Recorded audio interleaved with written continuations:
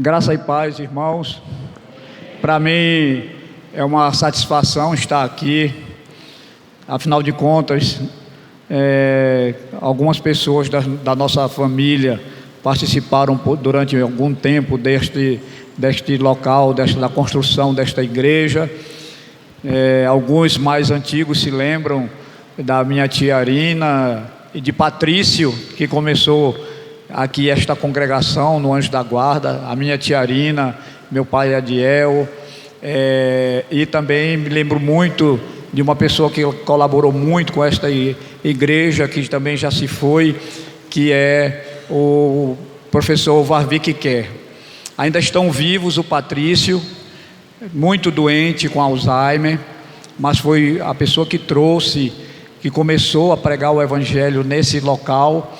E meu pai também já se foi, mas minha tia Arina também ainda está de pé, 88 anos, mas a memória dela está melhor do que a minha. Aqui não é bajulação não, é verdade. Eu vou para Bacabal ali e eu me sento ao lado dela e eu saio de lá enriquecido com o conhecimento bíblico e teológico e as experiências de vida que ela tem passado para mim. Então eu queria dizer para vocês que ela continua firme e forte, já não tem mais aquela saúde necessária para estar na congregação, mas para vocês notarem a importância dela, as pessoas de outras denominações procuram a minha tia para aprender teologia e vão à casa dela, e as pessoas leem o texto e ela faz as explanações. E é interessante ver pessoas da Assembleia de Deus, pessoas da Igreja Batista que visitam a minha tia para aprender a palavra, não é? Não que lá não esteja sendo ensinado, mas é a questão do cunho teológico, é uma coisa diferente. E principalmente a gente sabe que muitas vezes não existe uma preparação teológica, já se sabe hoje, né?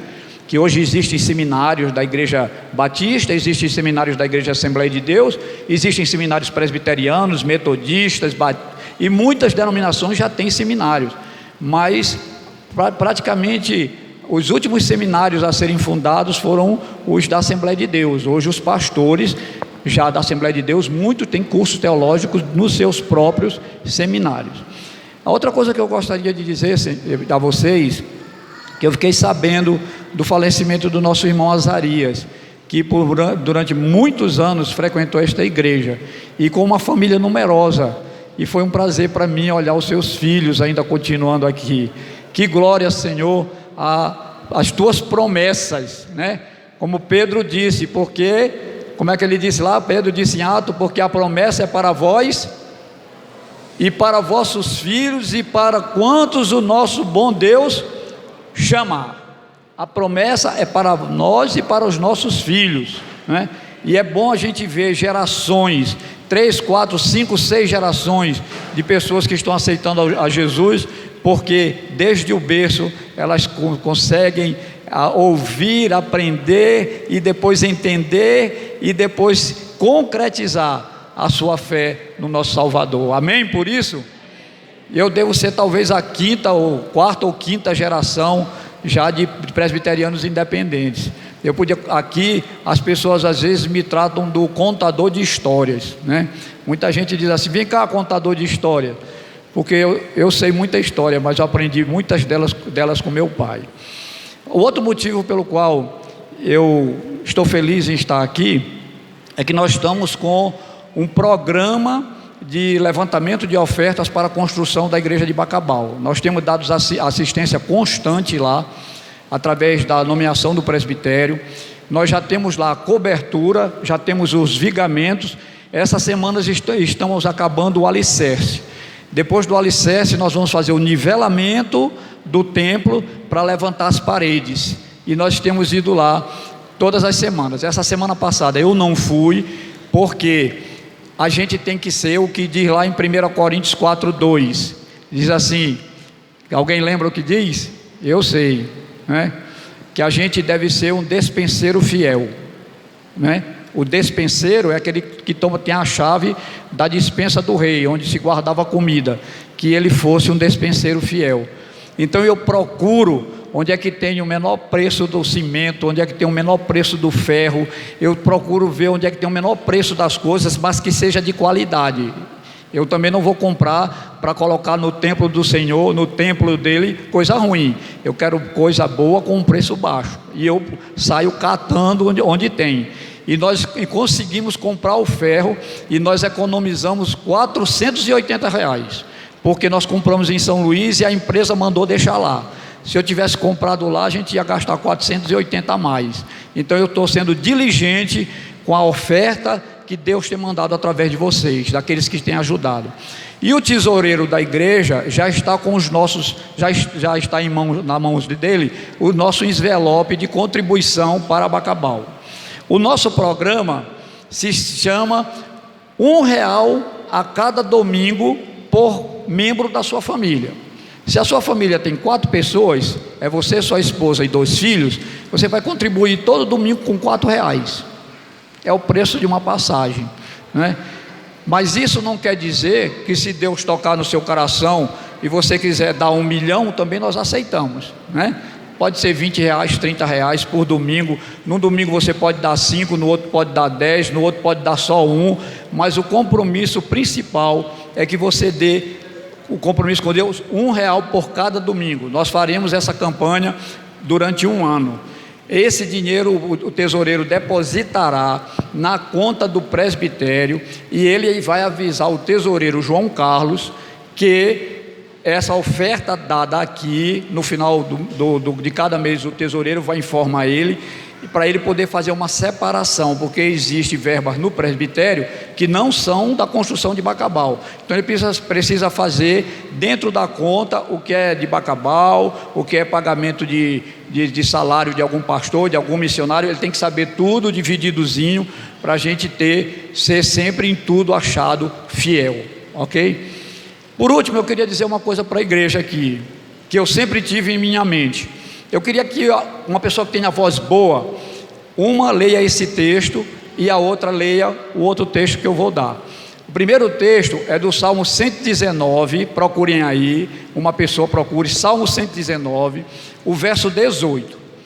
E quero que outra pessoa procure Mateus 22, 29. Eu quero que alguém leia estes 2 versos, bem alto, para que a gente ouça.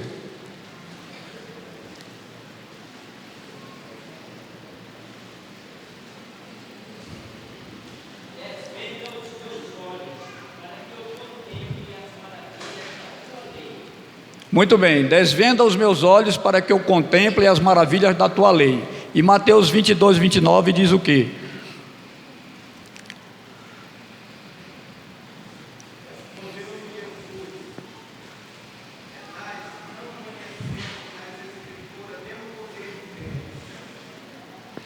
Olha o que diz aí, Jesus Cristo respondendo, dizendo: errais, não conhecendo as Escrituras, e nem o poder de Deus.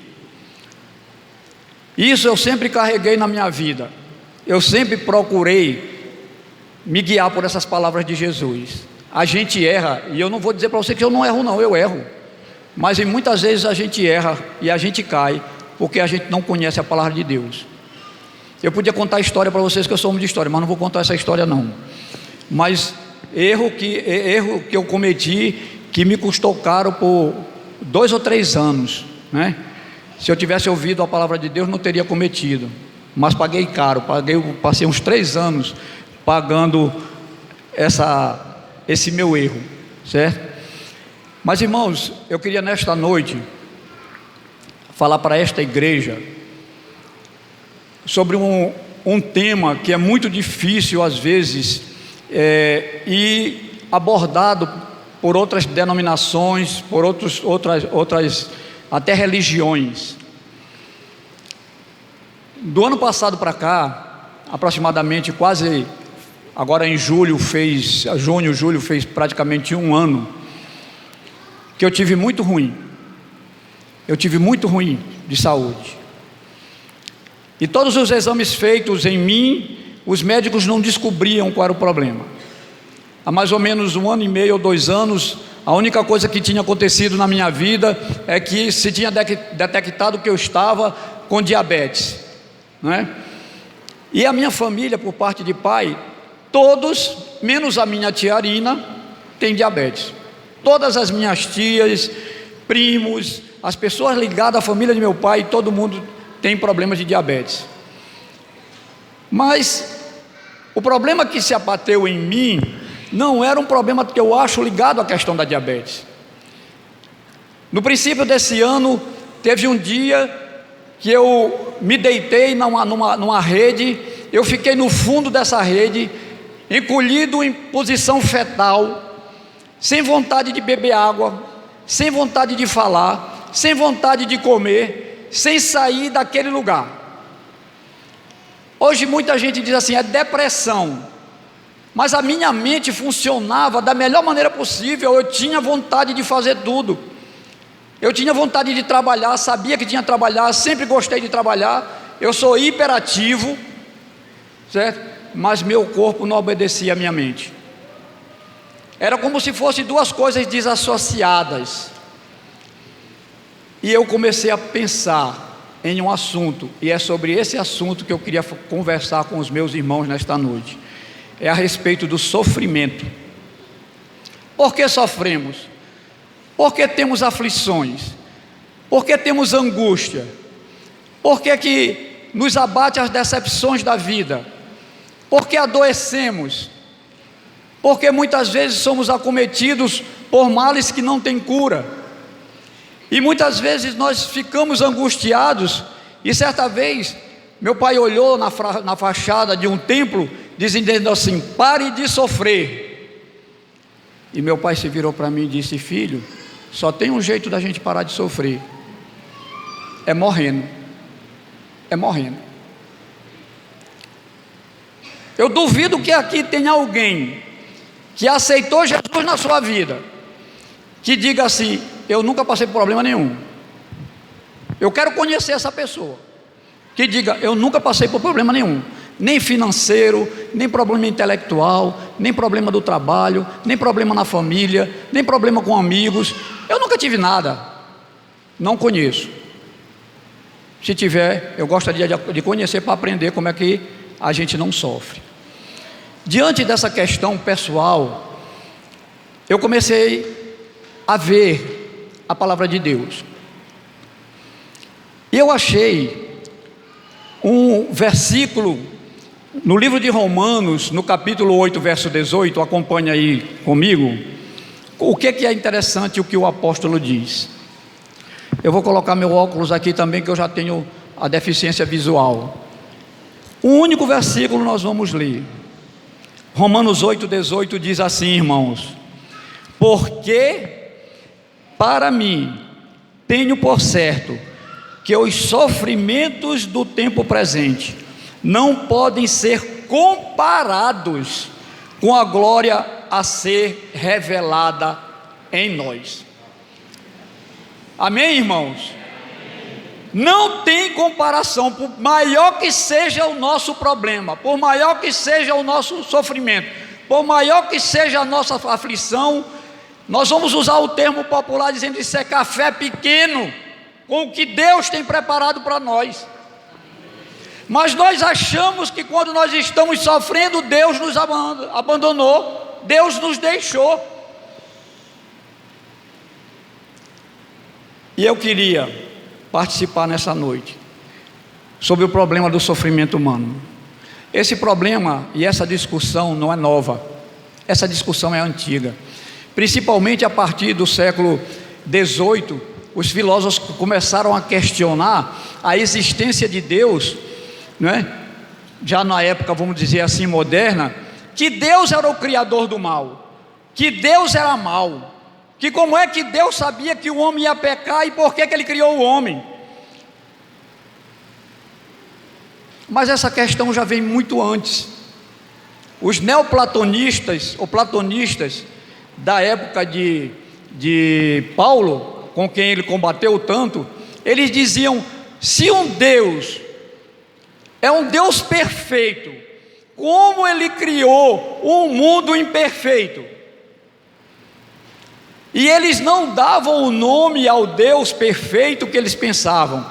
Eles diziam que o Deus que criou o mundo, inclusive o homem, se chamava Demiurgo. Que Demiurgo não era o Deus perfeito, era um semideus, ele estava abaixo de Deus quando criou o mundo. Paulo teve muitos problemas com o neoplatonismo. E no século XVIII, XIX e século XX, houve um grande crescimento de pessoas que acreditavam nisso. Eram praticamente os ateus. Mas eu vou começar também falando a respeito disso, que a nossa prédica, ela cita o pensamento de um filósofo alemão, de nome Friedrich Wilhelm Nietzsche, e ele assim falou a respeito do sofrimento.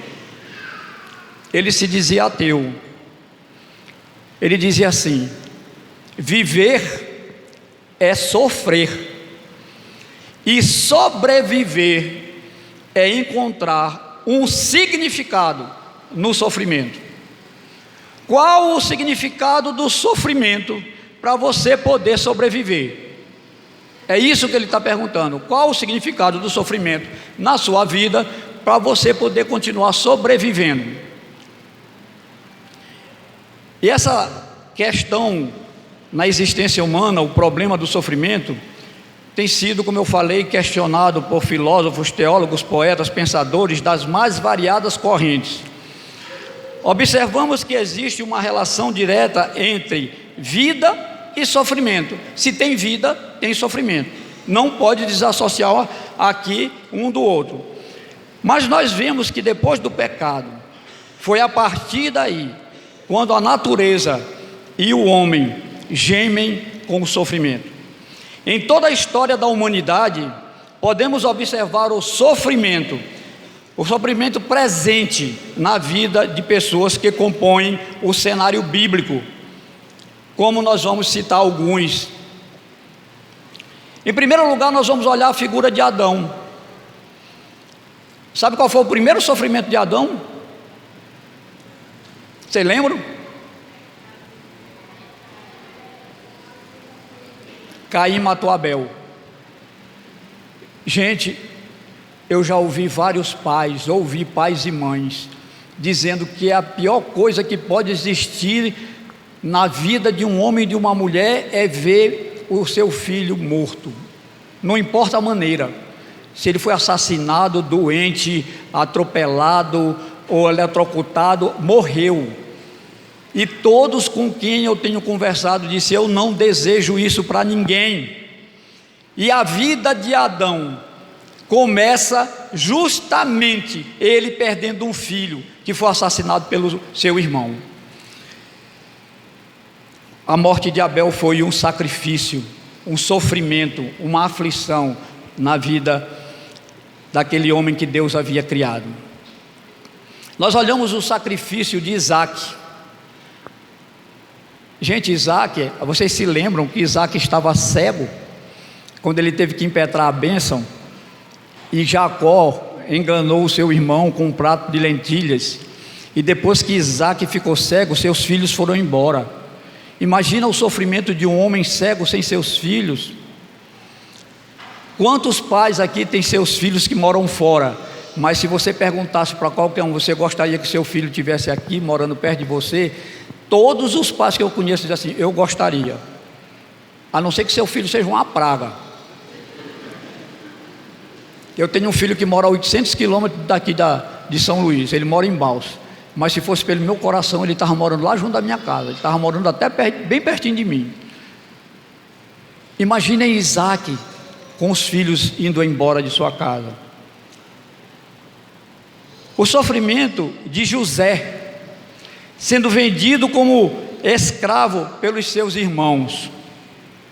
Apesar de ser um plano de Deus levar José para o Egito, mas imagina o sofrimento dele, ser vendido pelos irmãos e ser levado escravo para o Egito. A escravidão do povo no Egito, quanto sofrimento. Faraó mandando sacrificar os meninos, mandando aumentar a quantidade de trabalho.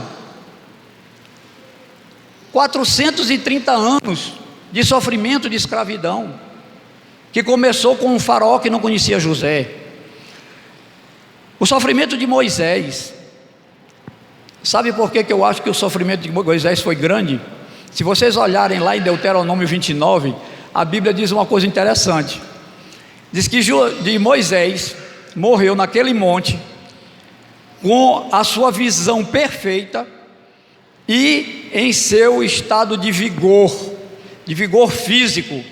Ele estava com 120 anos e tinha força suficiente para subir uma montanha. E lá Deus disse: Moisés, por causa da tua desobediência, tu só verás a terra. Mas ele, para ver a terra, precisava ter a vista boa, senão ele não via. E a Bíblia diz que a vista de Moisés era boa. Ele viu a terra, e o sofrimento dele em ter trabalhado tanto para levar o povo para aquela terra e ele não entrar. Que sofrimento não deve ter sido para ele? O sofrimento de Davi, ao perder o primeiro filho com Batseba, e a morte de Absalão. Quando ele gritava: Absalão, meu filho, Absalão, meu filho. E ele tinha dito para Joabe: Joabe, se tu encontrares Absalão, cuida do meu filho. Joabe, querendo agradar o rei, matou Absalão. E sabe qual era a angústia de Davi? É porque ele sabia que Absalão tinha sido morto por causa do pecado dele, porque Deus disse: a espada jamais sairá da tua casa. Ele sabia disso, mas veja o sofrimento. Mas também nós temos um homem arrependido, Salmo 51, e depois vocês podem ler. Os sofrimentos dos profetas de Deus, anunciando os cativeiros do povo. Gente, quanto sofrimento eu olho ao ler o livro de Jeremias. Jeremias dizendo para Zedequias: Zedequias, Deus está mandando tu te renderes, Zedequias. Tu tens que te render a Nabucodonosor. Se tu te renderes, ele te levará cativo, mas ninguém vai morrer. E o pior é que o rei disse assim: o que tu disseres nós ouviremos como palavra de Deus e nós acataremos. E quando Jeremias disse para ele: te entrega, disse assim: tu é mentiroso, vou mandar te prender, tu vais lá para o pátio da guarda. O sofrimento de Jeremias a ver que o povo não tinha se arrependido diante do que Deus tinha ordenado a ele. É terrível, é sofrimento. Jeremias foi levado para o Egito. Quantos profetas de Deus anunciavam as coisas e o povo fazia matar os profetas? Nós olhamos o sofrimento dos discípulos e apóstolos de Jesus Cristo após a sua morte. Meus irmãos, quanta tristeza. Alguns até pensaram: acabou a nossa esperança. Eles sofreram muito. Eles disseram: se acabou tudo com a crucificação do nosso Senhor. Foi um sofrimento muito grande. Nós vamos olhar que não somente eles, mas homens que compuseram o cristianismo, como Policarpo, como Agostinho, Lutero, Calvino, Giordano Bruno, João Hus e tantos outros homens e mulheres que sofreram muito nas suas vidas. Olhamos o sofrimento também não somente no cenário bíblico, olhamos o sofrimento também na vida secular. Por exemplo, quem se lembra de um filme, eu não me lembro do título dele agora, sobre William Wallace, que foi uma pessoa que lutou na Escócia contra o domínio dos lords, principalmente os lords ingleses. Eu não me lembro o nome do filme agora. Hein? Coração Valente. Gente, o William Wallace, ele foi enforcado e esquartejado por lutar pela liberdade da Escócia, não é? Interessante que tem esse filme, Coração Valente. Nós vemos a história de Joana d'Arc, Tiradentes, Gandhi, Nelson Mandela. Poderíamos citar muitos outros nomes de pessoas que viveram o sofrimento.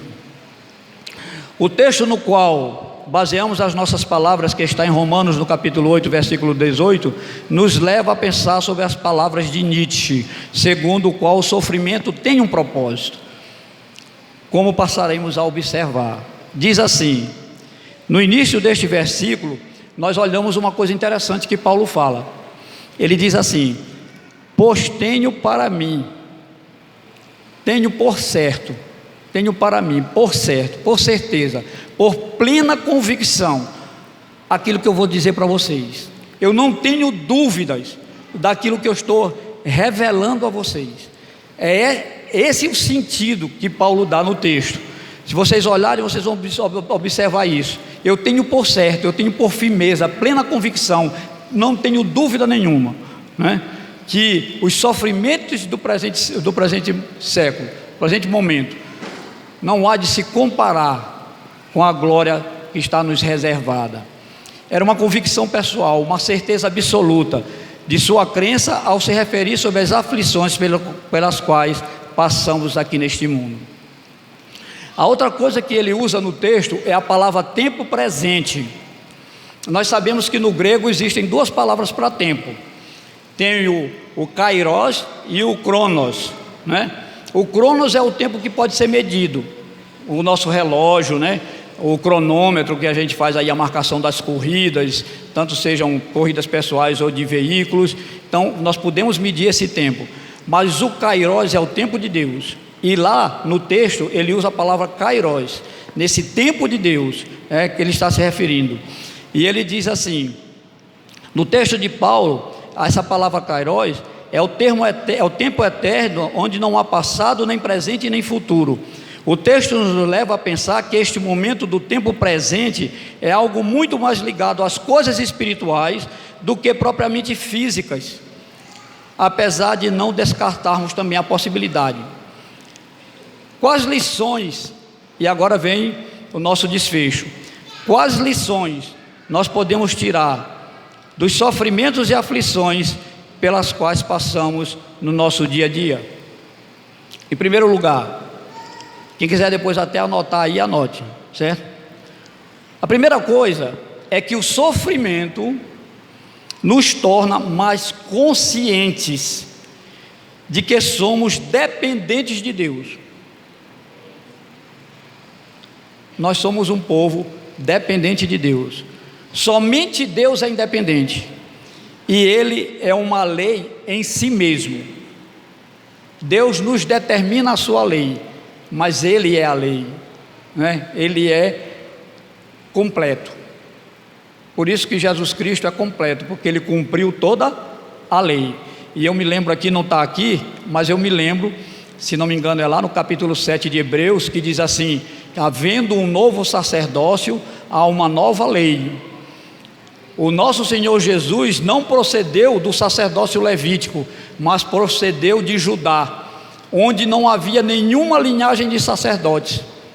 Por isso que em Hebreus ele é comparado a Melquisedeque, porque não tinha linhagem. Ele era perfeito, porque cumpriu toda a lei. Era e é perfeito, porque cumpriu toda a lei. Todos os demais seres dependem da bondade de Deus e do seu poder. Todo o nosso sofrimento na face da terra deve nos levar a esta compreensão de que somos dependentes de Deus. A segunda coisa que o sofrimento nos ensina: nossas tribulações nos aproximam mais dos outros seres humanos, em grau maior do que qualquer outra experiência humana. As tribulações, elas unem pessoas, famílias, comunidades, igrejas e até países. Eu me lembro que quando houve aquele desmoronamento na mina na China, no Chile, né, que o mundo todo se uniu para salvar aqueles mineiros, né? Fizeram aquele tubo para tirar os mineiros e tudo, o mundo todo, muita gente orando e intercedendo para Deus salvar aquelas pessoas, porque aquelas pessoas estavam em sofrimento. E imagina as famílias como não estavam. Será que eles vão sair vivos? Será que não vão? Então o sofrimento une as pessoas, igrejas, países, comunidades. O sofrimento nos leva a uma união. As nossas tribulações, terceira coisa, nos aproximam mais. Aliás, terceiro ponto, o sofrimento ajuda-nos tanto a compreender como ajudar outras pessoas que também estejam passando momentos difíceis. As dificuldades dos nossos semelhantes podem nos tornar mais sábios, conselheiros e guias. Diante do sofrimento de outras pessoas e pelo sofrimento que passamos muitas vezes pela mesma experiência, nos aproxima a aconselhar, né? A guiar, e nos faz sábio para orientar essas pessoas nesse momento de sofrimento, porque já passamos por algo parecido. Em quarto lugar, as tribulações e sofrimentos podem nos levar ao caminho da excelente disciplina. O sofrimento nos leva à disciplina, ensinando-nos os valores espirituais que nos convêm, pois aprendemos a reconhecer o que é importante e vital. Aprendemos principalmente a lição da humildade e assim somos espiritualmente fortalecidos. Em quinto lugar, perseguições e sofrimentos podem estar relacionados com a lei da semeadura. A Bíblia nos ensina e diz: aquilo que o homem plantar, isto também ceifará. Muitos dos nossos problemas na vida são causados pelas nossas tomadas de decisões erradas. Nós sofremos porque tomamos decisões erradas. Assim colhemos o que plantamos. Israel sofreu muito pelas decisões tomadas erradamente. E não somente Israel, mas igrejas, famílias, muitas decisões tomadas, países que tomam decisões erradas, no fim terminam colhendo aquilo que fizeram de errado. Em sexto lugar, as tribulações também podem nos ensinar algo sobre a seriedade e malignidade do pecado. Homens maus carregam em suas vidas o ódio, a mentira, a traição, tomando atitudes desumanas contra os seus semelhantes, e podemos aprender a odiar o pecado observando os seus péssimos resultados. Homens que são maus, são terríveis, e nós olhamos através do que eles fazem, nós podemos aprender a odiar o pecado, aquilo que eles cometem de mal, observando os seus péssimos resultados. Em sétimo lugar, a tribulação pode expurgar, quer dizer, botar para fora, tanto o pecado como outros elementos estranhos de nossas vidas, que apesar de não serem pecaminosos em si mesmos, servem de obstáculo ao nosso progresso e ao nosso bem-estar espiritual. Então nós temos que expurgar, tirar alguns pecados da vida para que a gente não venha a sofrer, né? Esse que é o sentido. Em oitavo lugar, sofrimentos e aflições podem produzir uma entrada mais gloriosa e jubilosa em nossa herança celestial, do que poderia ter sido do outro modo, se não houvéssemos experimentado a adversidade. Este versículo da Epístola aos Romanos nos ensina exatamente isto. Em nono lugar, os sofrimentos deixam uma marca sempre boa, e não má, naquele que sofreu com paciência. Se tais sofrimentos puderam ensinar-lhe a ter simpatia para com outras pessoas, bem como a exercer confiança para com Deus, uma alma profunda é aquela que já sofreu. Uma alma superficial, por outro lado, é aquela que ainda não experimentou o sofrimento. Uma alma profunda é tão boa para si como para o seu próximo. Décimo lugar, devemos nos lembrar que até o Senhor Jesus aprendeu a obediência pelas coisas que sofreu. Hebreus 5:8 diz que Jesus aprendeu a obedecer pelas experiências que sofreu. Hebreus 5:8, estou repetindo. Também ouvimos que ele foi aperfeiçoado através do sofrimento. Hebreus 2:10. Se o nosso Senhor não foi poupado do sofrimento, por que nós seríamos poupados? Ele nos ensinou que no mundo teríamos aflições, mas que tivéssemos bom ânimo, porque ele venceu o mundo. E para finalizar, o sofrimento, conforme nos mostra este versículo da carta aos Romanos, é uma garantia da magnitude da glória que se seguirá. A despeito da profundeza do sofrimento, fica-nos assegurado que mesmo a dor jamais poderá ser tão grande quanto a glória que necessariamente se seguirá. Paulo, pois, pensava tanto sobre a grandeza como sobre a certeza da glória futura, e é o sofrimento que nos faz lembrar dessas realidades. desta realidade. As Escrituras nos asseguram, de alguma maneira, o problema do mal redundará em bem, e que o bem ultrapassará grandemente ao mal. E isso é uma declaração que reflete uma fé profunda na providência e plano eterno de Deus. E eu queria dizer a vocês, conversando hoje pela manhã com o pastor Gerson, eu lhe contei uma história real. Meu irmão, me perdoe se eu me emocionar, certo?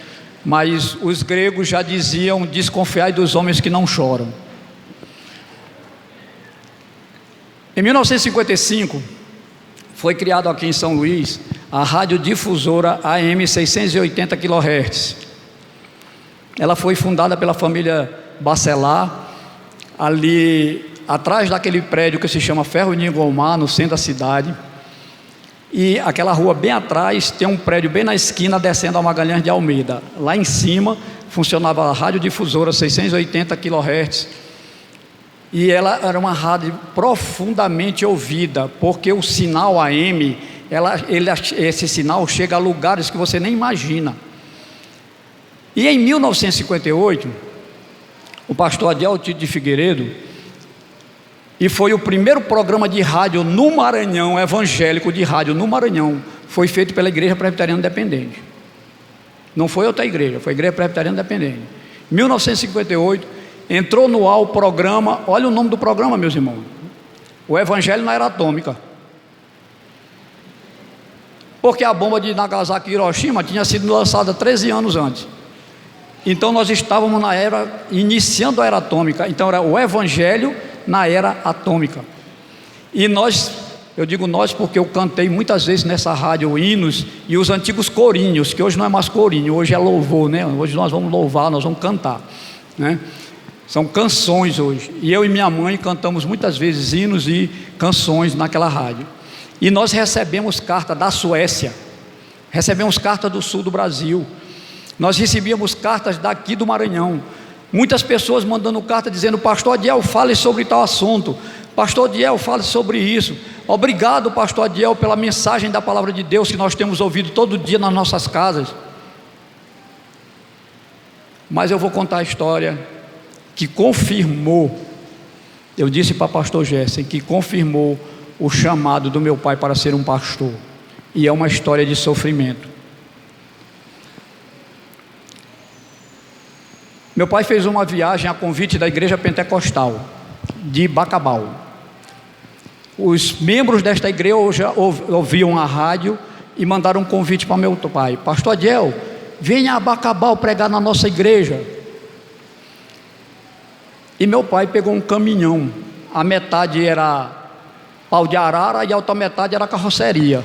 Na carroceria eles levavam pneu de reserva e levavam 400 litros nos tonéis, 400 litros de gasolina.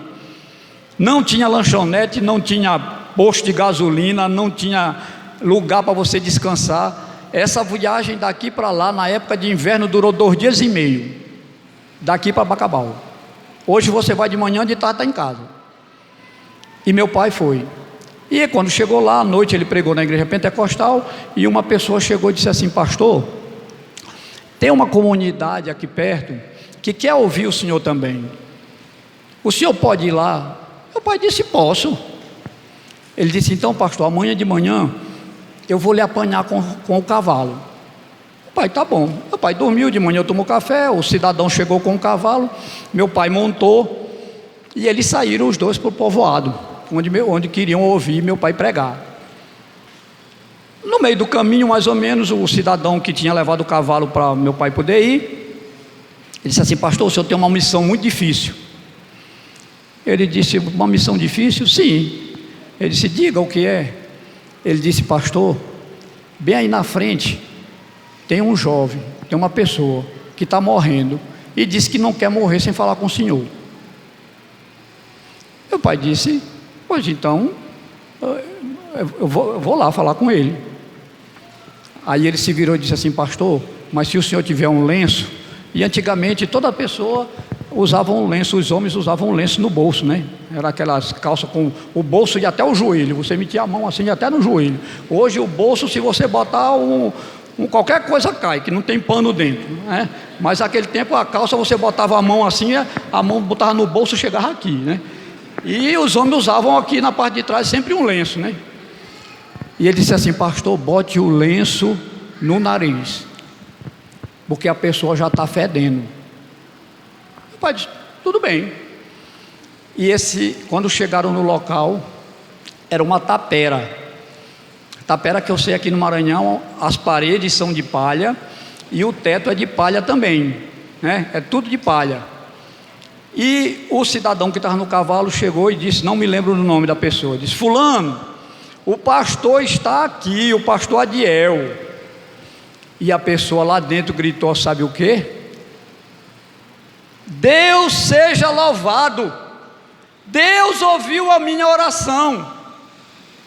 Chegue, pastor Adiel, até aqui. Mas pastor Adiel, bote um lenço no seu nariz, pastor Adiel. Meu pai desceu do cavalo, botou o lenço no rosto e entrou. Chegou lá, encontrou um jovem. Ele tinha 25 anos, 25 anos apenas, deitado numa piaçaba. Ele estava com câncer de estômago, e o câncer já tinha supurado e já estava o estômago à vista. O couro, aquilo aqui da barriga já tinha tudo sido comido. Essa a razão do fedor. E ele disse assim: pastor Adiel, Deus ouviu a minha oração. Eu pedi a Deus noites e noites para não morrer sem lhe conhecer. E Deus ouviu a minha oração. Hoje o Senhor está aqui. Mas pastor, sabe por que eu queria lhe conhecer? Sabe por que eu pedi a Deus para lhe conhecer? Porque pastor, aqui neste local, todas as noites, eu ouvia o Senhor transmitindo o Evangelho em meu pequeno radinho de pilha, e Deus me confortava através das palavras que o Senhor dirigia lá na rádio, aqui na Rádio Difusora. Eu sabia que Deus estava me acompanhando através das suas palavras, e as suas palavras, a palavra de Deus me confortava todas as noites. Mas eu queria lhe dizer uma coisa, pastor, eu queria lhe confessar, eu estou aqui, pastor, não é por causa de pecado, eu não sou uma pessoa mentirosa, eu não sou ladrão, eu não sou adúltero. Eu deixei a cidade de Bacabal e fui para São Paulo, e lá os médicos descobriram essa doença em mim, pastor, e eles disseram: vá para sua casa que você está condenado à morte. E o final das palavras deles foram as seguintes: disse: pastor, o que eu estou sofrendo é porque eu sou uma pedra preciosa para Deus, mas eu sou uma pedra bruta, e Deus está me burilando, para me transformar numa pedra realmente preciosa, para me colocar na coroa de Jesus. A convicção e a fé daquele jovem em dizer que aquele sofrimento dele era Deus trabalhando a vida dele, um exemplo de fé dos nossos dias praticamente, de uma pessoa que não temia, de uma pessoa que sabia qual era o seu destino, que tinha toda a confiança de que apesar do seu sofrimento, a glória preparada para ele não havia de se comparar com aquilo que ele estava passando. Finalizando a história, ele se virou para meu pai e disse: pastor, ore e pode ir, porque eu já estou pronto para me encontrar com Deus, eu estou pronto para morrer. E meu pai, chorando, meu pai orou por ele: Senhor, não permita que essa pessoa perca a sua fé, não permita, Senhor, que ela desanime, que tu possas confortar com a tua palavra, com as tuas promessas, a vida. Aí citou lá o nome dele que eu não lembro, a vida de fulano, que tu o guardes pelo teu amor e tudo. E meu pai falou as palavras normais que os pastores dizem, mas chorando em ver um rapaz de 25 anos com tanto sofrimento. Meu pai saiu de lá, montou no cavalo, à noite pregou naquele povoado, e pela manhã, na hora que meu pai estava tomando o café da manhã, uma pessoa chegou montada a cavalo e disse assim: eu vim avisar para vocês que nós fomos deixar o café de fulano, e chegamos lá, ele estava morto. Meus irmãos,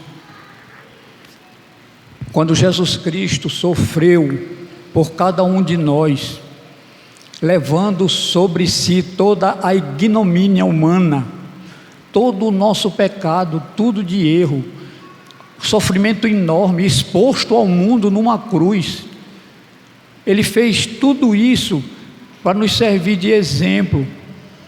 Por maior que seja o nosso sofrimento, não vai ser igual ao sofrimento de Jesus, furado debaixo da sua costela, para que a lança pudesse alcançar seu coração, para o soldado saber se ele estava vivo ou estava morto, chicoteado, botado uma coroa de espinhos, certo? Deram vinagre para ele beber, tudo isso, um sofrimento por causa de mim.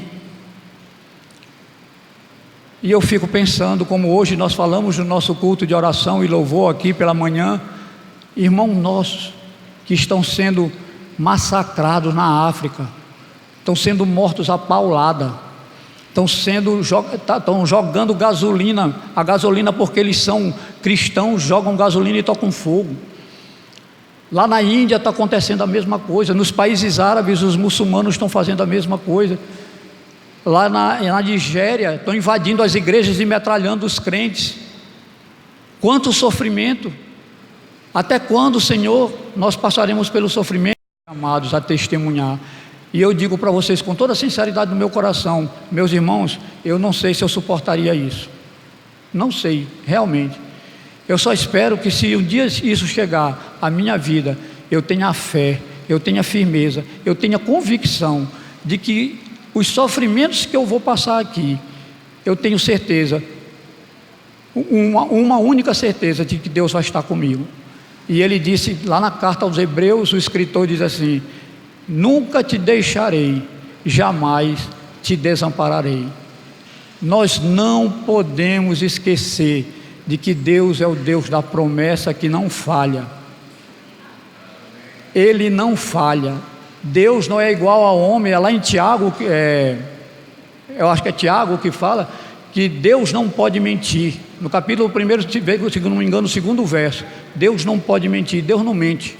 Deus não é igual ao homem para que minta. Ele tem promessas. Se você está sofrendo, se você está com problema, não desanime, não desanime.